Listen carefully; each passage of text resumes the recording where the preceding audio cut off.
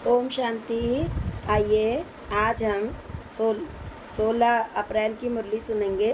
कल हमने 15 अप्रैल की मुरली सुनी, जिसमें बाबा ने हमें बताया, इस संगम युग की विशेषता के बारे में बताया कि यह संगम युग उत्तम से उत्तम है और इसी संगम युग पर हमें पतित से पावन बन करके पावन दुनिया को लाना है। अर्थात सतयुगी दुनिया हमें बनानी है, हमें पूर्ण ही सतो प्रधान बनना है।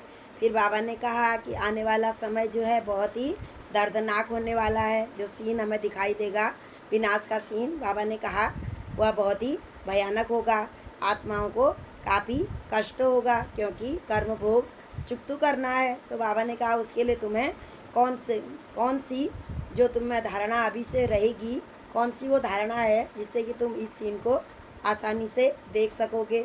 उसके लिए बाबा ने बताया कि तुम्हें देह का भान भूलना है। अर्थात मैं यह शरीर नहीं हूँ जो मैं दिखाई दे रही हूँ, मैं तो एक आत्मा हूँ। तो बाबा ने कहा आत्मा समझेंगे तो यह भयानक जो सीन अभी आने वाला है उसमें बाबा ने कहा तुम आसानी से पार कर लोगे, अर्थात शरीर छोड़ने का दुख नहीं होगा। फिर बाबा ने कहा जैसे मैं आकर के तुम्हें सिखाता हूँ, क्योंकि परमात्मा भी अशरीरी हैं, निराकार हैं, तन का आधार लेकर के हमें ज्ञान देते हैं, ब्रह्म के तन का आधार लेकर के। तो ऐसे ही बाबा ने कहा तुम भी ये समझो कि मैं इस आत्मा में अवतरित हुई हूँ, मैं ये नहीं हूँ, मैं तो एक आत्मा हूँ। तो बाबा ने कहा जैसे मैं तुमको सिखाता हूँ वैसे ही तुम भी अशरीरी रहने का अभ्यास करो।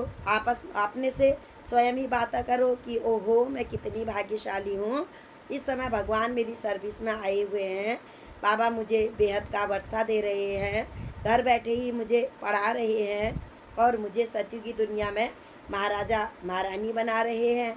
और बाबा ने कहा सदा ध्यान में रहे कि अब घर जाना है, यह पुरुषोत्तम मास चला हुआ है, इस समय मुझे अच्छी रीति पढ़ाई करनी है, क्योंकि यह यूनिवर्सिटी है, यह कोई कॉमन सत्संग नहीं है, यह तो भगवान का खोला हुआ विश्वविद्यालय है, जो कि पूरे ही विश्व में इस समय चल रहा है। विश्व की सभी आत्माएं, कोटों में कोई में ही कोई, जो बाबा ने कहा जो देवकुल की आत्माएं हैं वह इस ज्ञान को अच्छी रीति उठा रहे हैं और धारणा भी कर रहे हैं।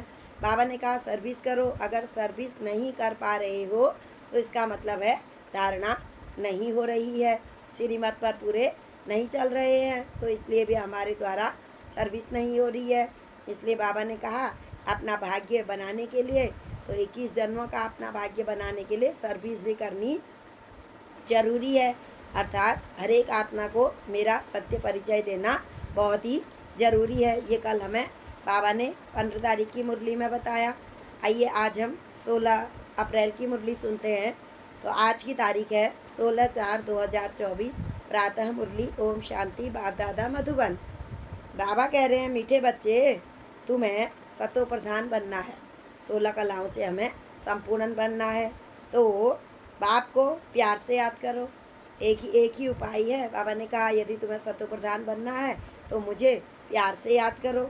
पारसनाथ शिव बाबा का एक नाम पारसनाथ है। पत्थर बुद्धि को भी पारस बुद्धि बना देते हैं हमारी बुद्धि को। तो बाबा ने कहा हमारी आत्मा पत्थर बुद्धि हो चुकी थी, तो बाबा ने हमें पारस जैसा चमकता हुआ बना दिया। तो बाबा ने कहा पारसनाथ शिव बाबा तुम्हें पारसपुरी का मालिक बनाने आए हैं, अर्थात सत्य की दुनिया का हमें मालिक बनाने के लिए आए हुए हैं। तो प्रश्न है तुम बच्चे किस एक बात की धारणा से ही महिमा योग्य बन जाओगे। देवी देवता बनना है जिनकी महिमा भी होती है और गायन भी और पूजन भी हो रहा है। तो बाबा ने कहा कौन सी ऐसी धारणा है जिसके वजह से तुम महिमा योग्य बन जाओगे। उत्तर है बहुत बहुत निर्माण चित्त बनो, शांत सरो, किसी भी बात में अहंकार नहीं होना चाहिए, मैंने किया। ऊंच अथवा नीच पवित्रता की बात पर ही बनते हैं। जितनी हम पवित्रता हम में होगी उतनी ही हमारी, बाबा ने कहते हैं उतनी ही तुम्हारे बड़े मंदिर बनेंगे द्वापर से, और तुम्हारी पूजा अर्चना होगी। तो बाबा ने कहा अहंकार ना आए, तो अगर अहंकार आया तो दुश्मन बन जाते हैं। तो फिर अहंकार जो है कईयों को दुश्मन बना देती है। जब पवित्र है तो मान है, कुमारी कन्या है, तो जब तक उसका विवाह नहीं होता है तो उसका काफ़ी मान रहता है, क्योंकि वह कुमारी है, अर्थात पवित्र है। अपवित्र है तो सबको माथा टेकते हैं, बहू बनते ही उसको सबको माथा टेकना है। धारण करने के लिए मुख्य सार है पूरी मुरली से। पहला पॉइंट है सर्विस की युक्ति सीखकर बहुत बहुत चमत्कारी बनना है। बाबा युक्तियाँ सिखाते हैं हमें सर्विस करने की, तो बाबा ने कहा श्रीमत पर चल करके बहुत बहुत चमत्कारी बनना है। धारणा कर फिर दूसरों को करानी है। पढ़ाई से अपनी तकदीर आप ही बनानी है। टीचर तो केवल पढ़ा देते हैं, मेहनत तो बच्चों को ही करनी होती है। तो यहाँ पर भी बाबा कह रहे हैं कि पढ़ाई के आधार पर जो मैं तुम्हें पढ़ा रहा हूँ उसके आधार पर तुम अपना ऊंच पद प्राप्त कर लो। दूसरा है किसी भी बात में जरा भी अहंकार नहीं दिखाना है। बहुत बहुत मीठा और निर्माण चित्त बनना है। माया रूपी ग्राहक से अपनी संभाल करनी है। आज का मधुर वरदान है बाबा का हमारे लिए। बीती को श्रेष्ठ विधि से बीती कर यादगार स्वरूप बनाने वाले पास विद ऑनर भव। बीती सो बीती, जो हो गया सो हो गया। भगवान कहते हैं अब आगे को बढ़ो, और इसका पूरा विस्तार है पास्ट इज पास्ट, जो हो गया सो हो गया, जो होना ही है। समय और दृश्य सब पास हो जाएंगे, लेकिन पास विद ऑनर बनकर हर संकल्प व समय को पास करो। बाबा कहते हैं संकल्प भी तुम्हारे व्यर्थ के न हो, संकल्प भी श्रेष्ठ हों।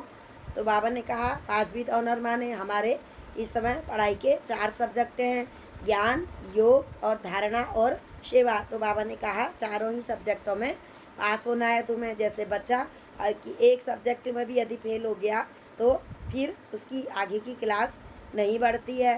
तो ऐसे ही हमें भगवान ने भी बताया कि तुम्हें चारों ही सब्जेक्टों में पास होना है, पास विद ऑनर बनना है। बीती को ऐसी श्रेष्ठ विधि से बीती करो जो बीती को स्मृति में लाते ही वाह वाह के बोल दिल से निकले। अन्य आत्माएं आपकी बीती हुई स्टोरी से पाठ पढ़े। अन्य आत्माएं भी देखें कि पहले ये काफ़ी दुख में रहती थी, तो लेकिन जब से परमात्मा के ज्ञान में आई तो काफ़ी खुश रहते हैं। बाबा ने कहा कुछ भी हो जाए लेकिन तुम्हारी खुशी गायब न हो। तो बाबा ने कहा अन्य आत्माएं भी तुमसे सीखें। आपकी बीती यादगार स्वरूप बन जाए, जो बीते है वो यादगार में स्वरूप बन जाए। तो कीर्तन अर्थात कीर्ति गाते रहेंगे। तुम्हारा कीर्तन गायन पूजन भी होगा और तुम्हारा यश भी होगा। आज का स्लोगन है स्वकल्याण को श्रेष्ठ प्लान बनाओ। स्वकल्याण का श्रेष्ठ प्लान बनाओ। अपना कल्याण, हमारी उन्नति कैसे होगी, तो उसके लिए बाबा ने कहा अपना श्रेष्ठ प्लान बनाओ, तब विश्व सेवा में सकाश मिलेगी। तब परमात्मा का हमें, जब हम सेवा करेंगे तो परमात्मा के तब हमें शक्ति का अनुभव होगा और बाबा ने कहा सेवा भी बढ़ेगी। अच्छा, ओम शांति, ओम शांति, ओम शांति।